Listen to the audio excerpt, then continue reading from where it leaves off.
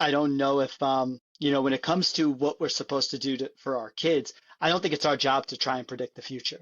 That's one thing that I know. Like, if my parents had to predict my future, this morning we read from my old school newspaper, and I told you what it was like in 1999. I've told you, like, they did not think being a photographer was a thing. Now it's one of the biggest things, right? Like, what I do today was not even fathomable to them. Even in like the 90s, early 2000s, I don't know if you remember, but there was this generalized idea that there were too many programmers, that like you weren't going to be able to make a living as a programmer. It wasn't until like, and then the internet came and it like exploded, and then suddenly it was like we need more engineers than ever. But like there was this moment when like computer science wasn't viewed as a thing. And there was a post I saw online by it was on Twitter or something, but they referenced this specifically in like that in the 90s, 2000s, that there was like this little bit of a dip. And so that's why I say you can't predict the future. I don't know what my kids are going to do.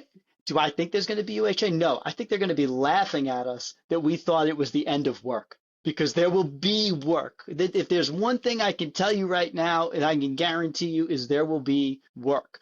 What I worry about the most, to be honest, is will there be war? So that's a different topic. But we are the first generation, maybe not the first generation, but like maybe like Gen X through us, we've never been drafted. And like our grandparents were, people are like, oh, they fought wars. No, they were drafted. World War One, World War Two, No Vietnam, option. Korea, That's right. forced. And actually a lot of men at that time were in the military, just as like a general, like that's what you did.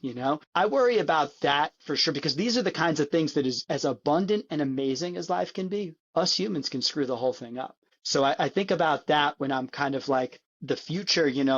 And again, another topic for another day. There was a book I read about why someone went into politics or writing about politics, and they said that science is awesome, tech is awesome, this is awesome, but politics is what allows all of that to happen. Because if our organizational structures break down, all of that ends, and then we end up in fallout.